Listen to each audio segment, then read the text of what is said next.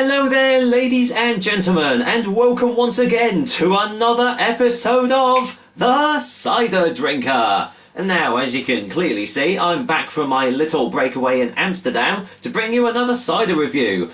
But the question is, did I find any new ciders while I was over in Amsterdam? Strangely enough, yes I did, and I'm doing one today. Today's cider will be Jillz apple cider. Let me give you a little closer look there in the old bottle. Pretty plain and simple. I'm not going to give you the lowdown on it because really I haven't found much information about it. I checked online and obviously it has its own little website. I'll be very surprised if this is a real cider because they do a lot, well, there's a couple more other flavours that they do. Yes, I said flavours, it's one of those. And I've got the other one in the fridge, which is the red variety, which is apparently raspberry and cherry. And another one is orange, so apple with orange. Very strange combination. Apart from that, Amsterdam really didn't have many other ciders available. The only other one that I could find was Strongbow, and that was insanely priced. I saw one bar charging €8 just for a small glass of it, which is absolutely insane. But I suppose because it's probably imported to there, they have to charge a higher price for it. Whereas this little thing here, because as you can see it comes in an absolutely tiny bottle here, it's 230 mils, as you can see there, and it's as it says there, it's 5% in volume as well. So you know, a pretty standard strength for a cider. But yeah, 230 mils. Oh well, not even 250. Couldn't even get it up to that much. But what I did, as I said, I haven't found out much information about this cider, but the little information I can give you is that it's apparently part of the Heineken group. Which actually isn't too surprising, seeing as Heineken is a Dutch company, and seeing as Heineken was pretty much in every single bar and restaurant that you actually went in, that's not really a big surprise. So I haven't got too high hopes for this drink, but I have been surprised before, so let's waste no more time and get the old little bottle open and see what I make of it. No carbonation, even though it says it's supposed to be a sparkling cider, but let's get a whiff. Ooh, dear me. Oh wow, that is overflowing with sulfites. God blimey, that is literally the only thing you can smell.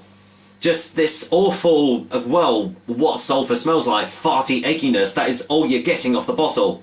Dear me, I hope it smells better in the glass, so got me a little Bemble with Care glass here again, so let's go and pour this all in, and hopefully it'll smell a little bit better. Well, at least it is sparkling a little bit now, but let's go in for the closer look for the colour.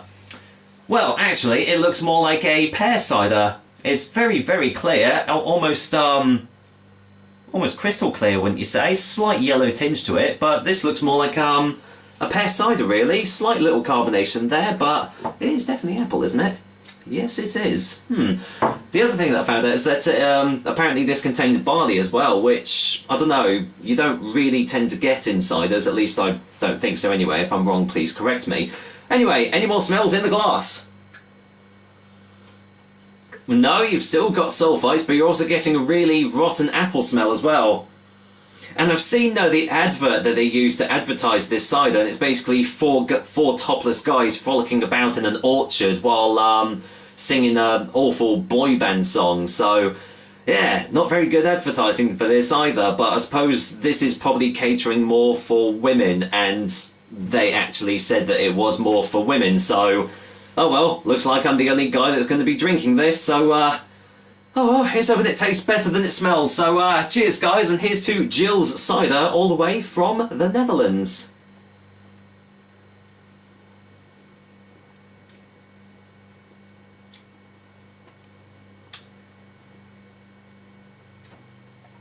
Oh, what is that aftertaste?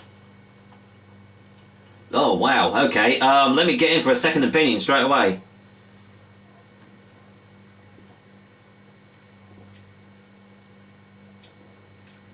Oh wow, okay. Right, that wasn't what I was expecting. Yeah, it definitely contains barley because you can get that on the aftertaste. And to be honest, it's not something you really expect from a cider. In fact, it has the exact same aftertaste as like a cheap lager, like Heineken. Oh God, what? Really, they're marketing this as a cider? This is more like well, I don't know what you'd call this drink really, but yeah, I'm just left with the taste of barley on the aftertaste. Very slight rotting apple initial taste, and then after that there really was no other flavours at all. It was a little bit sweet, but that's probably because they've added sugar into this. I can't tell you because it's all Dutch on the back. Well, I can make out some of it. It says ingredients: apple cider, yeah, water, sugar. There we go. Natural. I think that's natural aromas. Ha ha! Natural aromas. Yeah, right. Wow. Yeah, this is. I don't think this can be classed as a cider. Really, this is a beer disguising itself as a cider. A bit like the Aldaris Zelta. Someone mentioned that was a beer mixture mixed in with cider. I think this is exactly what we've got here as well. So. Let's waste no more time, get a final taste before the final verdict.